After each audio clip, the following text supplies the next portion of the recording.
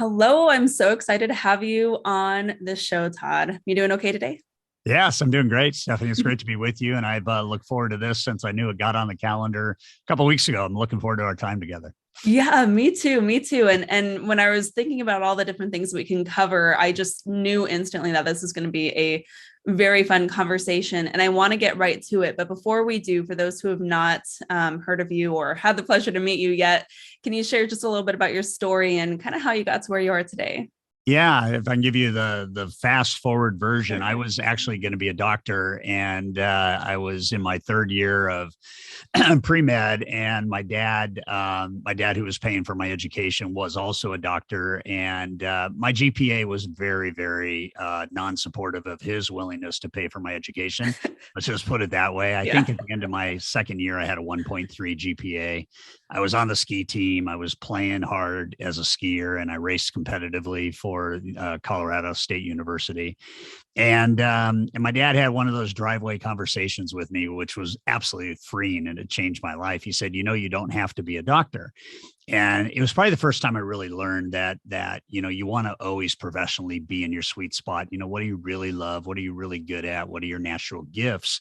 And my dad said, you're a gifted business professional. You're a great salesperson. You should get a business degree. And so I came home from Colorado because he would only pay for Cal State Fullerton, and made a joke that SC and Stanford were the top business schools, but he wasn't going to pay for those. Anyway, I graduated with honors and didn't know what I wanted to do. And my little league coach happened to own, now what, 17 years later, 16 years later, as I graduated, he owned one of the large real estate companies on the West Coast. And I think he had about 4,500 licensed agents in Oregon, Washington, and California. And I got into the mortgage business without a plan of attack. I didn't even really think that I wanted to be in mortgage. But as I began to look at it, and I began to look at my social skills and look at my communication skills and the fact that I enjoyed people a lot, it seemed to really resonate. And kind of the quote bonus was that I would be able to make calls on the real estate agents that worked for his brand, which was Tarbell Realty. And so Don Tarbell got me into the mortgage business. I went to work for the mortgage company that the real estate company owned. And I had 26 offices that I had to call on, and I failed miserably. It was like, here's your phone, here's your desk, here's your phone. Good luck, Todd. You're on your own. I had no training whatsoever. And I was just told to walk into real estate offices and drop off, product sheets and rate sheets and things like that. And it got very old very quickly. And probably 2 weeks in, I went to the beach. It just seemed like a good idea instead of calling on realtors.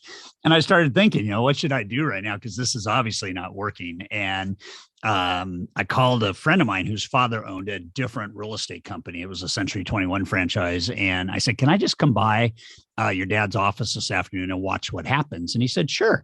So I got there at 1 o'clock, and between 1 and 4, I counted 21 title reps and lenders that walked through the front door.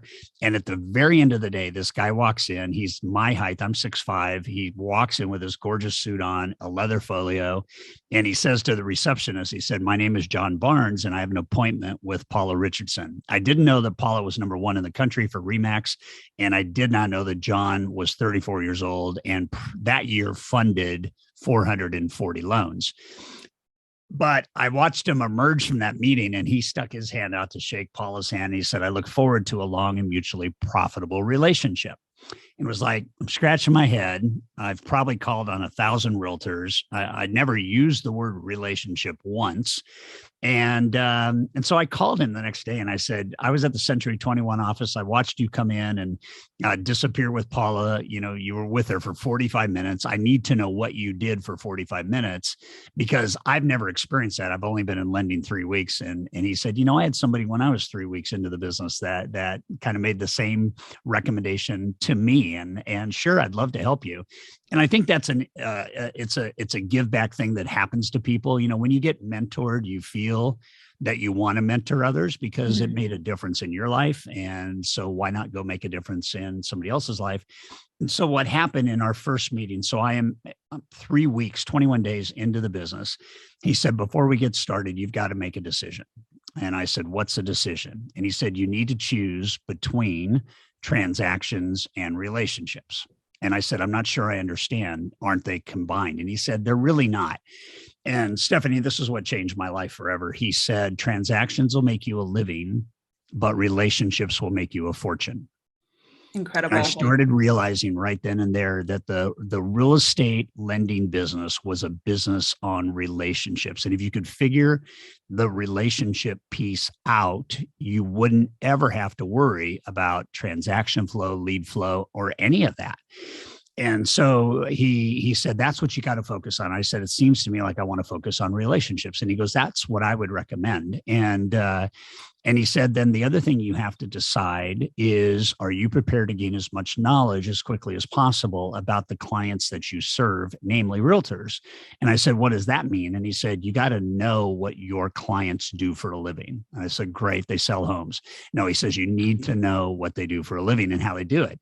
And so I said, what do you want me to do? And he said, well, I want you to get your broker's license. I want you to be able to talk to a realtor as a real estate broker. And I want you to become the best financial advisor you can, specializing in mortgages so you can add a ton of value to buyers and sellers. And I said, okay, sign me up. I went to a 2-week program. I got my training set up. 4 months later, I had my real estate broker's license, and it changed everything. And in 12 years, my agents, I had 13 key agents. My agents and I were able to help 6,000 people buy and sell real estate in 12 years. So about 550 transactions a year. And towards the last 2 or 3 years, my company said, would you start doing trainings for the new LOs that we hired? And then the brokers in the marketplace said, would you start doing trainings for our realtors on how to sell? And so I started doing that for 2 years. And by the time 2 years kind of ended, it was like, okay, my dad graduated with a degree in accounting and became a doctor. I graduated with a degree in business, marketing, and finance. Maybe I'm supposed to be a speaker. So when I was 34 years old, I made a decision to sell my mortgage practice to my team and then venture out doing what I do today. And now we have 5.5 million clients around the globe, and I've got 17 books out, thankfully 2 New York Times bestsellers, this bad boy being one of them. And now we help millions of agents and lenders and borrowers get financing the right way, sell real estate the right way, build clients for life, build extended pipelines, cheapen lead flow, make the referral business more profitable, work less hours, make more money, be more of an authority and an advisor. It's like I scratch myself. I really get to do this for a living. So here we are. Exceptional. So let's start with high trust selling. And that's a concept that you've pioneered. Can you just give us a little bit of a look into it and how we see that in the works today? Yeah. Well, I think that anybody watching this, listening, observing would understand. It's pretty straightforward. If people don't trust you, they're not going to engage with you. They're not going to buy from you. And so it seems at surface, fairly simple, right? Trust matters. But what we don't know is we don't know really how to create it by design. And so it's not a sales strategy, if you will. It's a way of being. And the thing that makes trust such a powerful word is it has to happen. And the higher it is, the faster the yes and the longer the relationship, as long as you stay focused on that. And if I can have a high trust relationship versus a no, low, or medium, the higher the trust goes, the less tension there is in anybody's mind, a seller, a buyer, a borrower, to do business with you. And so trust and tension compete against each other all the time. And so if we really want less tension, if we want high referability, if we want high convertibility, that's no to yes, and high loyalty, then we have to practice high trust. And one of the things that we talk about is, what are the laws then that govern a high trust business practice? And so when I began the training company when I was 34, I took a lot of what I had learned from my mentor and a lot of what I experienced with my team. And I said, we're going to build a model that requires trust to be the essence of the selling process. And in that first kind of description, it was like, does it really need to be even a selling process? And so most people identify with selling as, in the commission world, I've got to do something. I've got to, sell an idea. I've got to sell a listing contract. I got to sell, a home showing. I got to sell that to a purchase contract. But at the end of the day, we really don't sell. We guide and we help. And to be a market authority, which I love the title of your podcast, we need to be a top advisor.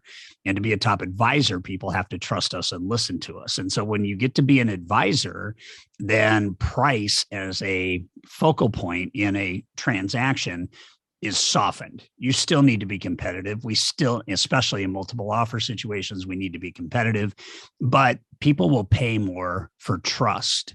And they'll pay less for less trust. So the lower the trust, the less they'll pay and the harder they'll negotiate. So you can do both, right? Like my mentor said, you can make a living pursuing transactions, or you can make a fortune pursuing relationships. And so if you want to have loyalty, you focus on trust.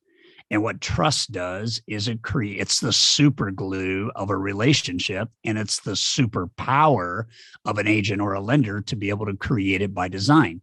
And the design is really interesting because the design is ask the questions you've never asked, to learn the things you've never learned, so you can solve and provide solutions at a level that people expect and need, not what you think is the right thing to do or say, and we got to take the spotlight off of ourselves and put it on the client. So we did a research project, and I put a line in the sand, and I said, I want to interview 100,000 people, and I want the group to be divided in half. I want the top half of the group to be commission salespeople in real estate and lending that make more than $250,000 a year. And I want the bottom group to be people in real estate and lending that make less than $250,000 a year. And I want a diagnostic, and I want to see where these habits are formed. And so about a year later, we took about 47 different key kind of optics or metrics that agents and lenders get involved in all the time. And we said, if these were to be distilled down to a set of laws, laws that must be followed. And if they are followed, then you have a positive consequence. And if you don't, then you have a negative consequence. What would be the number of laws? And so a year later, there were 14 distinct different laws that govern business and life, and not only getting the life you want, but doing business in a way that's healthy, that's productive, that keeps an eye on balanced living, doesn't require you to work more. In fact, the subtitle of the book is How to Make More Money in Less Time with Less Stress. So we're all about time management and productivity. We're all about priority management. We're all about knowing your purpose and knowing your why. And I was one of the first guys ever to write a book on the value of know your why, right? And it was, I think it was in 2000. And we were talking about, as soon as you know that, you can change your business for the better. When you really, really are clear on what's important to you, then you do things more intentionally and purposefully. And that leads to one of the key elements of the book is, if we can benefit by that, then what would it be like if we knew what our seller's why was? If we really knew what our buyer's why was? Like, really, what is it about? Like, what's important about success to you as a real estate agent? If I'm a lender, what's important about selling your home to you? What's most important about selling your home to you? What's the one thing beyond anything else that would be most important about selling your home to you? And you start to get into these kind of rhythmatic conversations where it's not about getting the contract. It's not about pitching. It's about asking and listening at scale. And most people don't understand that because they talk too much and they sell too little. So we take the spotlight off of ourselves. We put it squarely on a questioning methodology that is about the other person squarely. The advice and authority doesn't come in until either A, at the front end where it's observed by a referral because somebody else says, this person's the smartest real estate guy I've ever worked with. He's the best advisor. Or it comes at the end of that conversation because then the prospect goes, wow, this has been an amazing experience. And that's what high trust selling is. So it's broken into the life piece, the business planning piece, the time planning piece, and then the client for life piece. And those 4 big blocks are the 14 laws. I love that. So the questioning process, that conversation that you're having across the table that you mentioned, is that the high trust interview? Yeah. Okay. It starts with a high impact opening, and you got to get people's attention. You got probably, depending on who you want to listen to in terms of like Gallup or Huffington Mhm. or Purdue or Harvard, they've all got studies on psychological influence, and you have somewhere between, I don't know, 15 seconds to maybe 3 minutes to really connect with the client. And so what those first words are really, really important. And if your words are different and more unique than anything that they have ever thought about, it causes them to begin in their mind going, wow, I thought this would be this kind of experience. I thought borrowing money to buy a home would be all about this. And it could be so much more. And so you get their attention. That's the first thing you have to do. And so what I would say to a borrower as a lending partner for an agent is I would say, Mr. Jones, just wanted to reach out to you and congratulate you on using, Debbie at Century 21 Real Estate. She's the best agent in town. I've done business with her for 7 years. She does a brilliant job for all of her clients. And then I just kind of pause, and there's this really kind of good feeling. And then I say, one of the reasons why Debbie wanted you and I to speak was so that I could help make informed choices about your financing options when buying a home. So Mhm. what I've just done there with that sentence is I've caused a need for my advice and authority, informed choices, financing options, right? Two big deals right there. And then I pause again. And then this is where I set the hook to really just have a beautiful conversation. So I would say, a lot of people think I'm in the lending business or the home loan business. I don't really look at it that way. I don't really look at it that way, causes curiosity, and it brings the client in. I don't really look at it that way. As a mortgage professional and a home loan strategist, I'm helping you create perhaps the largest debt of your life. And unlike most lenders, I feel I have a responsibility to help you proactively manage that debt. If this goes like I think it should go and you feel like it's gone the way you'd like it to go, I'm going to help you integrate your mortgage into your long and short term financial plan, your investment plan, your tax, payment, cash flow, and equity objectives. And by the time we're done, I'm going to offer you a solution to be your mortgage planner for the next 25 years as you buy and sell real estate. I want to help you create wealth as you do that. And as soon as I say that, it's like the eyes just go like wide open. And my first question is, so before we get into anything, I'd like to know what's important about owning a home to you. What are you trying to achieve? And what are you trying to experience? And then I just let them talk. Mhm. And, you go from there, and, that might be a conversation that lasts 5 or 7 minutes. And then we get into detail stuff because we already got the emotional connection. And then once I have the detail stuff, I can begin to make some product recommendations, what the best mortgage instrument is and how should we manage that and this, that, and the other thing. But it's all tied back to what's important about owning a home to you. When I sit down with an agent, I'd sit down and let's say it's Debbie, who is one of my top agents. And I would say, Debbie, thanks so much for your time. I know Karen. So Karen owns an escrow company. So I know that Karen wanted us to meet because she's really excited about what I potentially might be able to bring you as a real estate professional. But before we get started, I want you to know I don't see myself as a lender per se. I see myself as a success coach, a partner to my real estate agents. I want to help them succeed at scale. And the only way I can do that is if I know what's important about success to them. So before we get into anything, as a real estate professional, help me understand what's important about being successful to you. And that question, again, can fill up a 7 to 10 minute dialogue. It can even go longer because when we start to get below the surface and we start to get that emotional kind of connection going, then what we end up doing is we watch trust flourish. If I can tie everything back in our conversation to something that you've told me is really important, then you're going to trust me. There was an episode 3 years ago on $1 Million Listing New York, and it was Tyler Whitman and Ryan Serhant competing for a listing. Same listing. They recommended the same price. Tyler was a little bit loosey goosey and kind of letting the emotion kind of flow and just kind of letting the dialogue go, and everything being the same property, same price, same location, same market, same everything. Right? They show Ryan asking a question. And here's the question he asked the seller: What are you passionate about? That was it. And by the time the seller described for him what he was passionate about, Ryan tied that all into a Picasso analogy, looking at a home as a canvas. This guy's artistic, building it out, which an artist would build a painting out. And then that artist would hope to sell that painting to somebody so that that person could enjoy what he had created. And so as a seller, husband and wife are sitting there, and the analogy comes into Picasso, he said, you've created a piece of art here. Let's sell this piece of art for the most you can get. And let's go find a new canvas, AKA another home, for you to do it again, even better than you did here. And it was just a beautiful analogy of how one question can change everything. And I think people think that we got to ask a whole bunch of questions. You really don't.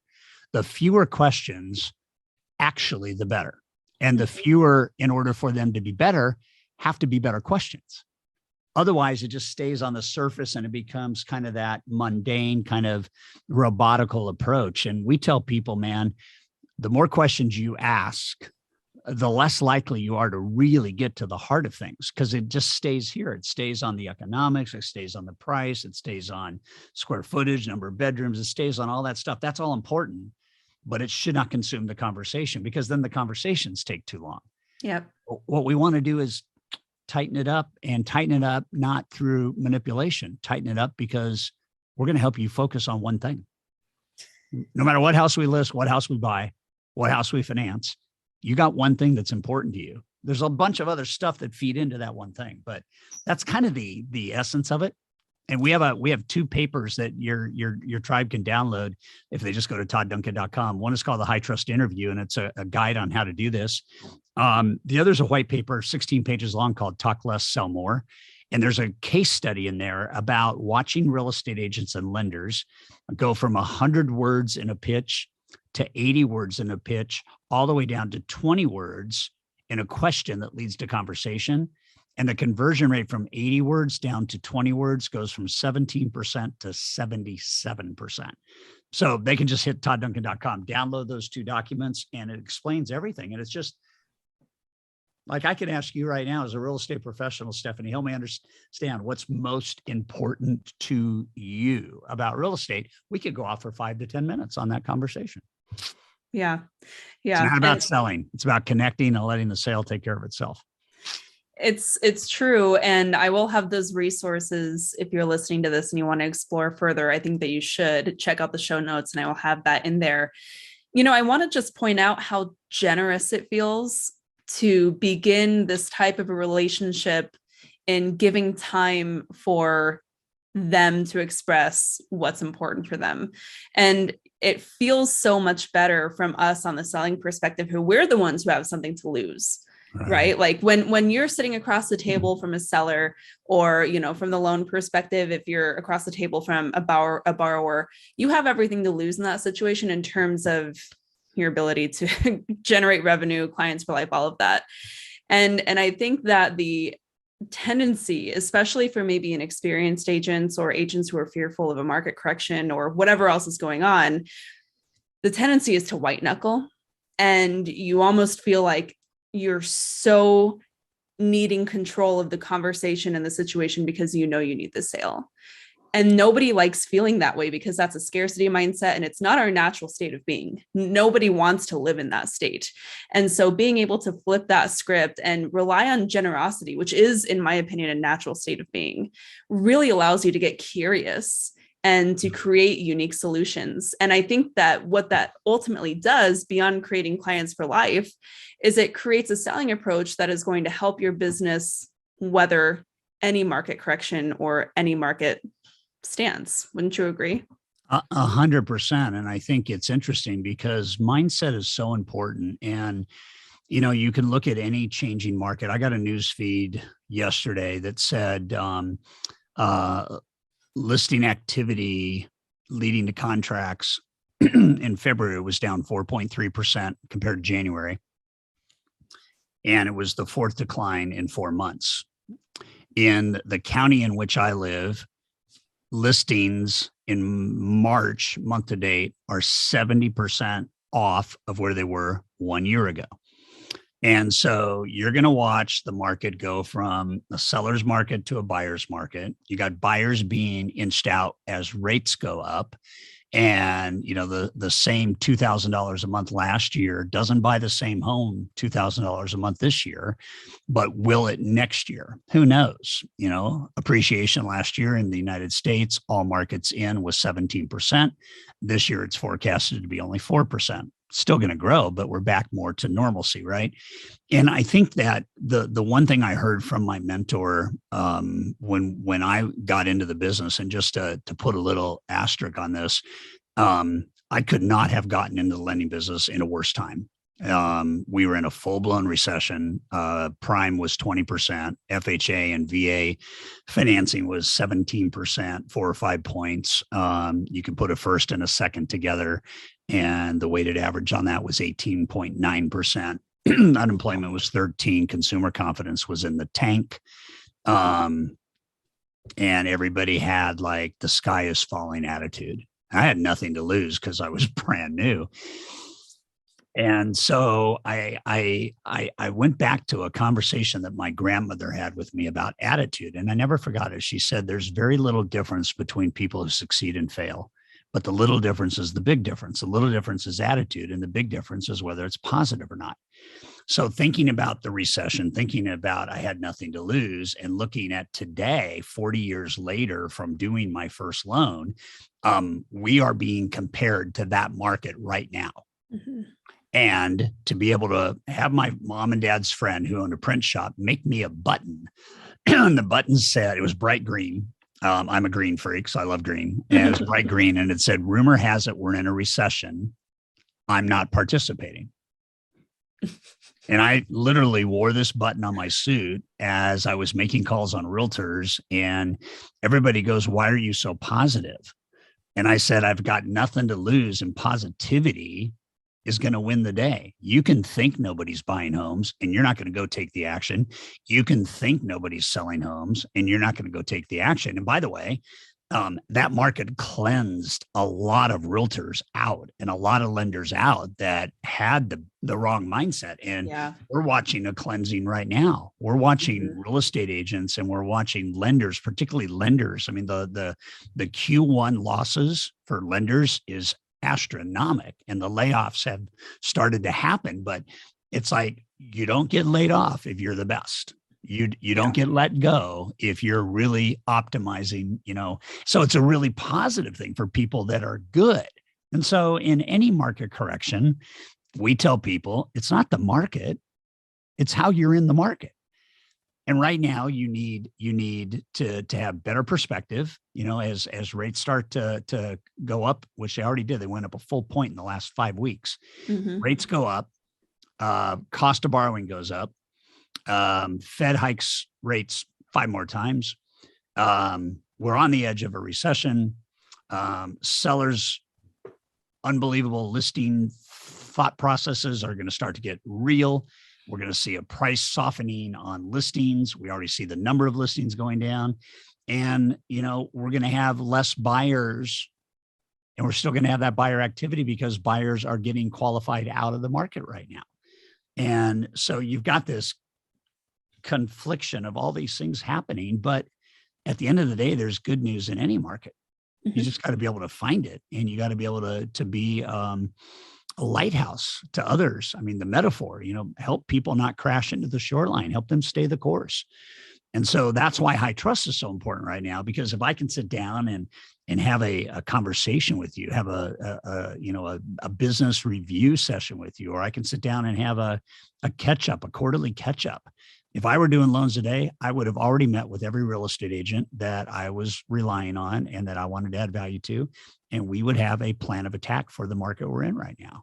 And we just got to get back to that. It's like, we already know that apathy is very easy for people. We all also know that fear is very easy for people to start to see. Mm-hmm. So if we can be a positive light backed by knowledge and, again, here's that word, authority, and help people navigate tough times, we win. They win. Everybody wins. It's huge. Yeah. And it requires trust in the process, but it also requires trust in ourselves and trust that we can be resourceful enough to weather whatever storms come our way. And it's foolish to think that, we could have a longstanding business that doesn't weather storms. That's just part of it. We're in a cyclical market, Right? a cyclical industry. And I think I saw numbers that are projecting 20% of agents leaving the industry in the next 2 to 5 years. Yeah. I've heard the And same. I've heard another number, 31%. I think that's probably more along the lines because I am seeing behavior right now in my market. I'm in the Metro Phoenix market, huge market. I've got 80,000 licensees in my state, right? And I'm seeing behaviors that are appalling to me. And I've only been in the business for about not even a decade, right? I'm not the most experienced agent around, but I was around when it took 3 to 4 months to sell a listing. Like I remember what it was like when it wasn't just a put a sign in the ground situation. Right. And I don't see a lot of the agents that struggled back then. And I'm not going to see a lot of the agents who are having a lot of fun right now, flying high, just kind of taking advantage of the market conditions, because you cannot build a business on that. As you say, you have to build a business on trust and clients for life. And I love that you kind of mentioned the way that you approach business relationships with agents is to be, quarterly or at least a couple times a year, getting together, doing a quick forecast and determining what threats and opportunities are on the next quarter and how we can prepare ourselves. And in the Market Authority Academy, we take a similar approach to the way we treat our clients, because so often I have agents come to me saying like, oh, I need leads. How do I get listings? And they're just focused on that quick opportunity. And I say, how are you supporting the homeowners in your life right now? You are on the precipice of a giant market shift. You should be setting appointments. Like every year, I meet with my CPA before the end of the year, because we look at our budget, we look at our spend. If there's any last minute expenses we need to make, we have that conversation. And my CPA guides me to financial readiness into the tax season. We should be having the exact same approach with our clients. Whether or not they're ready to make a move right now, we need to take that consultative approach at every step of the way. And I don't understand why there seems to be such a disconnect, but the agents who get it. And those are the ones who have prospering businesses for decades. Yeah. And I think it's also the strategy that recession proofs any business. Yeah. And I really believe that. I believe you can have your best years. Like people stop working in December. And, I decided that as a mortgage professional, I would work twice as hard in December. It was a great month to celebrate. Holidays are coming. But if everybody's taking their foot off the pedal, I'm going to be in it when everybody else is out of it. And I started realizing that to not have competition, you literally have to do what they don't, and you have to go where they aren't, and you have to create value that they don't create.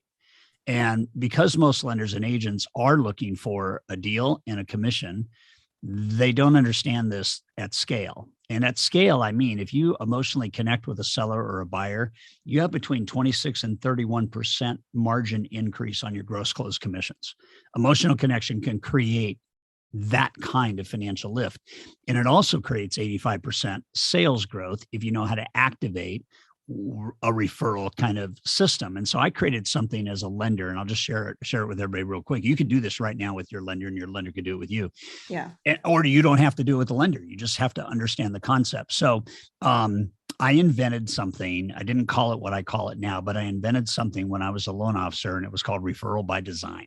And for me, what that meant was I'm going to make sure that every borrower I sit down with, particularly those referred by an agent, that I do what we now call the high trust interview, because the only thing that matters is that borrower trusts me, whether they're going to buy tomorrow, this weekend, or in a month or two.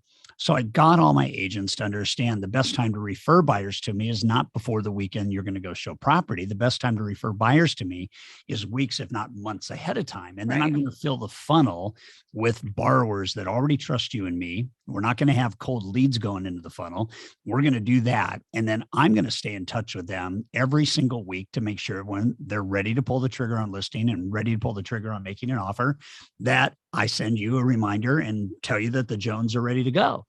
And it was my affinity marketing program that allowed that to happen, where I was literally taking a borrower. I'll give you one story that shows this. I was taking a borrower. The only thing my team and I wanted to do was to blow that borrower's mind with regard to their customer experience, because we knew that that buyer would be a salesperson for our brand if we did it right. And so we would do an amazing experience. In the office, we had, a menu for appetizers and drinks. We had a conference room with, videos to show you how to get prepared for, listing and selling your home. If you're referred by an agent, we had a cross-sell video congratulating the buyer for meeting with us at the actual appointment, making the realtor look good and making the borrower feel, wow, this is really fine-tuned. And we would just blow their mind. We advisors, authoritative, we had knowledge, we had trust, we had all that going for us. What we did before they left was a game changer. So I would say to the Johnsons, how'd everything go today? Hopefully they say great. Have I alleviated all of your fears? Hopefully they'd say yes. Is there any other question you have today that we need to answer? And hopefully they would say no. To which I would then say, you're going to get a 24-hour update from us tomorrow. We want to make sure we get you started off on the right track. And before you leave this afternoon, we'd love to ask one question. And the question was, who is in your circle of cash flow, your circle of influence, your circle of friends, your circle of colleagues that are going to be either listing, buying, or both, that we could give the same level of service to we've given to you today? Any names come to mind? And then sometimes they would have the names. Most of the time they would say, no, not yet. And so we'd say, good. During the process, we'd like to earn your referrals. So every time we call, every time we give you an update, every time you think about how easy this is, if anybody comes to mind, just know that we want to treat them the same way we've treated you. And that's it, right? And so we let it go. So I do a loan for a guy who's a business owner. He's got 800 employees. And my realtor, Debbie, refers the guy to me. So I'm going to blow his mind, because in my mind, what do I see? I see that he could influence 800 employees. Mm-hmm. And then we go through the whole process, gives us the equivalent of a 5-star review. It wasn't called that back then, but we got a perfect 10 on the process. And so I called him to thank him after the loan closed and he got the keys and they'd moved in. And I said, anytime any of your friends need what we just did for you, feel free to give me a call. So 2 weeks later, he calls me and he says, you know what? I was playing golf this weekend with my friend that owns El Dorado Bank. And he and I were talking about you. And he told me, have Todd call me, because we don't do real estate loans at the bank. We're just checking, savings, auto loans, credit cards, deposits, things like that. And he calls me and we have this conversation, and I get fast tracked to sit down with the president of a bank that's got 3,500 depositors. So in one fell swoop, Debbie, my agent, has access now to 800 employees and 3,500 depositors. That's 4,200 buyers and sellers. She doesn't have to buy leads. She doesn't have to pay for advertising. She doesn't have to do anything. And that's now called the circle of cash flow. And it's a patented business strategy. And it's just like, it's the biggest no-brainer, Stefanie, in the history of mankind. And realtors suck at following up, and so do lenders. And, one of the laws in here is the law of incubation. And what the law of incubation says is the most profitable relationships mature over time. We're one and done. We do a deal and we're off to the next deal, and we forget to nurture our network, which is the most explosive economic engine we can have in our business. And I mean, just that strategy alone. So Debbie, listen to this. So in 12 years of doing loans, Debbie sold 432 properties out of one relationship. Wow. So I would just tell everybody to do that. I mean, you live in a city that's got enough people for you to have a relationship with to make a fortune, and you don't have to do it the hard way. You can actually rely on people who love you and trust you to refer you to people that, because they know you and love you, the people they refer you to are going to trust you faster, shop you less, negotiate less. Mm-hmm. It's like there's no pitch, there's no call reluctance. It's like so-and-so told me to call you. You're the authority. You're the best. When can we meet? Sounds like a good idea to me. Well, it's hilarious. And for me, I like to think of that. And we've built our business in the same way, not at the beginning, but over time, when we found that our model was not sustainable, we made those pivots into what we like to think of as an attraction-based lead model, right? Yeah. And I try to teach this to agents. I don't try to teach this. I do teach this to agents. And at the beginning, a lot of the time, the pushback that I get is, oh, I'm just not getting referrals. Like my referrals aren't coming through for me. And the first thing that I always think of is like, well, have you taught them how to refer you? Have you asked for referrals? Right. And real estate agents are so afraid, particularly agents, just from my experience, are very afraid to put themselves out there and make the ask because they are terrified of sounding salesy, spammy. But again, back to the way that you've approached this and back to the way that you've crafted this, you are doing nothing but making deposits. You are creating a beautiful process that serves the borrower, that serves the homeowner at every step of the way. And truly, that should be our number one main priority. You know, I talk about this a lot. Realtors, our number one job is to protect the public. We're not here to like ride high on the markets. We're not here to be tapping into everybody's equity. We are here to protect the public. And the moment we lose sight of that, the moment everybody wins, right? And I just find that I love your approach, Todd. I think that the way that you have this nailed down is so articulate and so well laid out. And I just think that it's the way that everybody should be doing business. And I think what's beautiful about it too, and maybe you've seen this, I mean, you are a product of this, it gives you the ability to pivot. Because who of us can say that we want to continue doing the exact same thing for the next 50 years? Right. No, we want to be able to explore new opportunities and grow and take our business elsewhere. And when you have this relationship-based brand, you have the ability to pivot and seek new beginnings, which is so cool. Well, and you're 100% right. And even deeper than that, when you have this community, you know, so we had close to 8,000 people in our database that we were adding value to. We were doing mortgage reviews every single day. When you were a year out from closing on your home, you know, you got an anniversary gift and you had a mortgage review. And one of the questions in the mortgage review was, even though you've been in the home for a year, what do you think your real estate goals and dreams are for the next 3 to 10 years? Mm-hmm. And they would tell us stuff that the listing agent or the selling agent would not have ever even asked them, which then, like if they say, you know, we're going to start building a family and hopefully we'll get pregnant fast and we're going to need to move from a 2-bedroom to at least a 3, maybe a 4 in a couple of years, bing, bing, bing, bing, bing, right? And so if you're doing reviews every day, and you build the practice around consultation, you're not making cold calls, you're not dialing expireds, you're not doing any of that stuff. You're working this database, and this database, if you work it, it works for you. And, you know, I'm going to call Debbie and say, hey, you know, Brad and Stephanie, they're going to get pregnant in the next couple of months. He's telling me that they're going to need a bigger home in the next 2 to 3 years. Let's make sure we stay on top of that. And we would do that every single day. I've got a client right now that his team makes 150 mortgage review calls a day. Wow. And when you think about that and you think about the agent benefiting from that, that's the engine, right? If you're not in touch, you're out of touch. And if you want your clients for life, you got to talk to them during their life. And at some point, you have to be able to step away and go, you know what, that business model right there is going to create $1 million to $2 million a year in cash flow automatically. Easy. I don't have to do anything except love on them, right? Yep. And if I love on them, they'll love on me. And there is nothing better from my perspective as a lender to put commissions in the hands of my real estate agents. Nothing was more enjoyable than watching them benefit. I think the last year, and this would have been in 93, the last year, my agents made an average of $372,000 in commissions from my database, but it involved a family tree from them. Yep. And, you know, and I think right now with consumer direct, I think also with a lot of the iBuyers and things like that, if you don't want to get taken out by a technology play, you got to have relationships.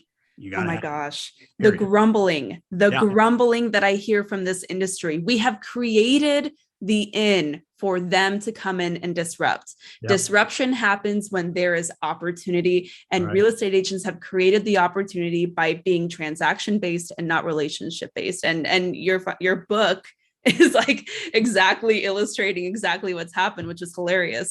I mean, maybe not hilarious for some who are going to be on the wrong side of it, but it's sad. Yeah. Yeah.